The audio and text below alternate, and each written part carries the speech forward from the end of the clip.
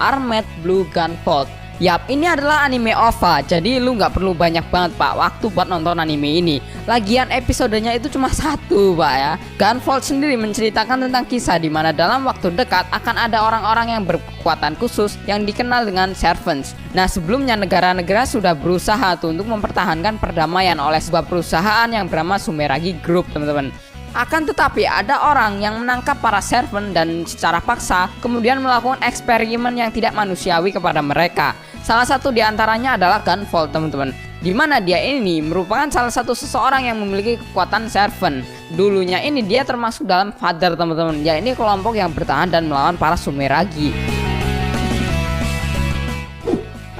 BEM. Dulunya pada tahun 1968 hingga 1969 ada anime itu petualangan supranatural klasik berjudul Yokai Ningen BEM teman-teman. Pada tahun 2006 ada lagi tuh dibuat versi barunya, dan sekarang pak kayaknya diribut lagi nih menjadi versi yang terbaru dengan grafik yang lebih bagus pak.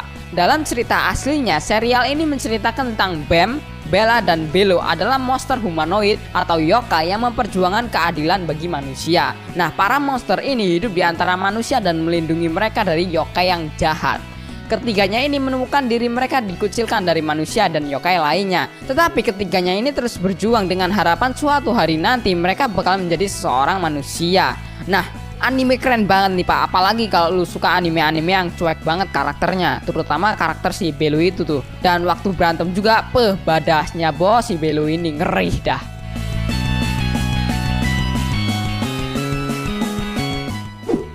Trickster. Nah kalau ini mungkin udah banyak yang tahu, tapi jujur pak, anime Trickster bukanlah anime abal-abal. Bahkan kisah masa lalu karakter utama ini lebih ngenes pak dibandingkan dengan Naruto. Mengambil setting pada tahun 2030, anime ini menceritakan tentang tim detektif anak muda yang dibuat oleh detektif misterius. Nah, tim detektif anak muda ini bekerja untuk memecahkan berbagai insiden kecil dan besar, Pak. Suatu hari, anggota tim dari Kensuke Hanasaki bertemu dengan seorang anak laki-laki yang misterius yang bernama Yoshio Kobayashi. Kobayashi ini memiliki tubuh abadi, Pak, karena suatu kekuatan yang misterius, di mana sesuatu yang mendekatinya akan ditolak oleh kekuatan misterius tersebut. Dirinya ini sebenarnya menginginkan sebuah kematian dan menolak berhubungan dengan orang lain. Jadi emang sombong banget nih anak ya, mati aja lu sono. Nah dari sinilah Pak, Hanasaki ini tertarik banget tuh dengan keanehan yang dimiliki oleh Kobayashi dan mengajaknya bergabung ke dalam timnya, Pak.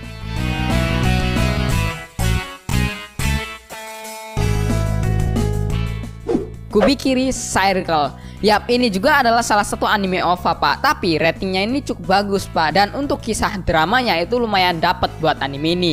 Menceritakan tentang seorang protagonis dan kasus-kasus pembunuhan misterius yang ia temui. Meskipun dia ini selalu berusaha tuh pak untuk keluar dalam jalan cerita, tapi justru dia ini malah selalu tuh terseret kepada pusat cerita dari segala hal pak.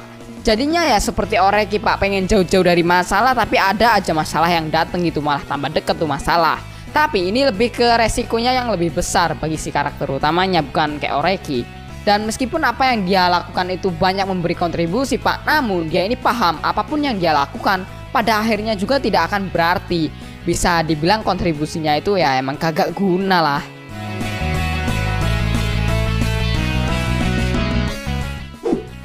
Vinland Saga. Nah kalau ini anime yang wajib banget kalian tonton karena emang epic banget mek.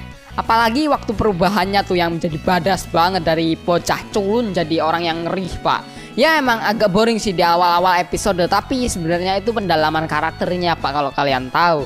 Seperti halnya dengan kisah Joker Game yang bercerita soal kehidupan mata-mata Jepang yang menampilkan naasnya penderitaan para kriminal kecil di era usai Perang Dunia Kedua. Anime ini juga mengisahkan tentang aksi seorang anak yang bernama Thorfinn pak, dimana di seusianya kebanyakan anak-anak itu mainnya ya FF, PUBG, ML gitu kan. Anak dari Viking legendaris Thor ini malah diam-diam tuh menyelinap ke kapal ayahnya dan mengikuti berbagai peperangan. Namun ya akhirnya dia ini menjadi saksi bagaimana ayahnya tewas karena dijebak untuk melindunginya. Sejak saat itulah pak, ia menjadi ahli pisau yang sangat gesit untuk membalaskan dendam kematian ayahnya. Lambat laun dia bakalan menyadari bahwa prinsip membunuhnya ini sudah dijauhi oleh ayahnya semenjak mulai berkeluarga. Dan karena sebuah insiden, dia pun menjalankan prinsip yang sama pak, di mana orang-orang yang kuat adalah orang-orang yang tidak membunuh. Namun seolah seperti jalan takdirnya, peperangan demi peperangan mengikuti jejak langkah hidupnya pak. bukan perang FF lagi itu ya, perang beneran ini malah. No Guns Left. Nah untuk anime ini Pak, suasana darknya itu juaranya Pak. Dari latar belakang karakter yang dark semua sampai konsep anime ini yang dark Pak. Pokoknya penuh dengan kegelapan lah ya. Ceritanya setelah perang Pak, ada banyak orang yang tubuhnya itu dimodifikasi menjadi senjata berbahaya yang disebut dengan Exten. Juzo Inui adalah salah satunya Pak. Dia ini tidak memiliki ingatan tentang dirinya dan tubuhnya sebelum kepalanya itu dirubah menjadi pistol. Anehnya pistol ini yang ada di kepalanya itu dirancang hanya untuk seseorang yang di belakangnya yang dapat menarik pelatuknya. Juzo ini hidupnya itu kerjaannya ya cuma menangani kasus-kasus yang melibatkan Exten atau manusia-manusia senjata yang ada di kota Pak. Dibantu dengan seorang wanita cerdas yang berada di bawah perlindungannya yang bernama Mary Pak. Manusia pistol dengan cewek yang cakep tuh.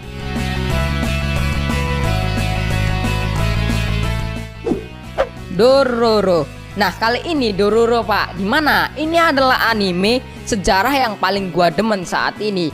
Padahal tuh ya gua sekolah sejarah paling goblok dan ya nggak tahu apa-apa Pak, apalagi sejarah Jepang tuh kan. Nggak ngerti tuh. Cuma setelah nonton anime ini kok gue tertarik gitu ya. Tapi emang jujur sih sejarah di anime ini lebih mengada-ngada kayaknya. Masa ada tuh manusia berantem sama monster beneran Pak?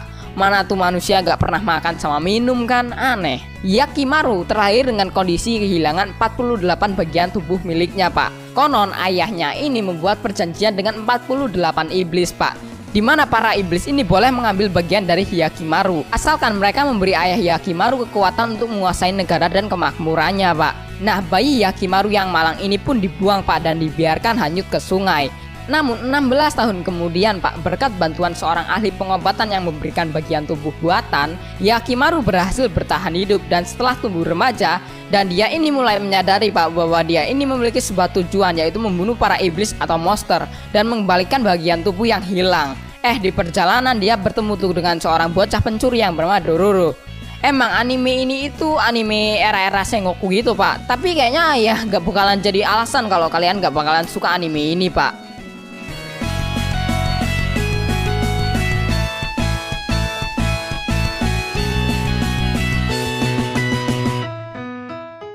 Sebelum kita masuk ke list utamanya, ini ada beberapa anime-anime yang bakalan gue sebutin ke honorable mention. Zenkyo no Terror, Classroom of the Elite, Hyoka, Grisaya Series, Oregairu ditunda season 3-nya berak, Kino no Tabi, Codebreaker, Darken Than Black, Mahoka Koko no Retousei,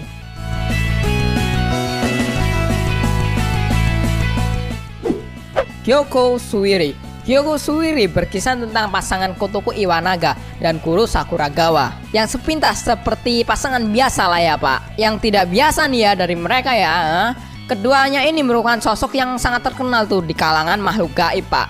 Emang dasar ya mereka ini juga gaib gituan. Nah karakter si Kuro ini nih Pak, ya Allah, datarnya minta ampun kalau sama si Kotoko Pak. Ceritanya itu Pak, sewaktu kecil dulunya si Kotoko ini pernah menghilang Pak selama 2 minggu dan ditemukan dalam kondisi kehilangan masing-masing satu mata dan satu kakinya.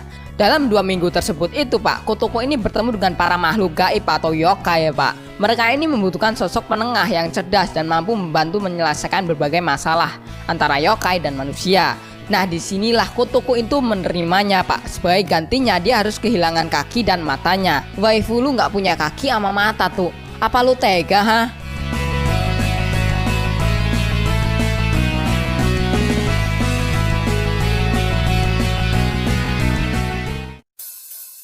Nah itu aja lah guys, anime-anime dimana karakter utamanya ini dingin banget Pak, atau kayak nggak punya emosi. Ya kayak bocah penyakitan piku gitu lah ya. Manakah anime-anime yang paling kalian favoritin? Tulis dari kolom komentar.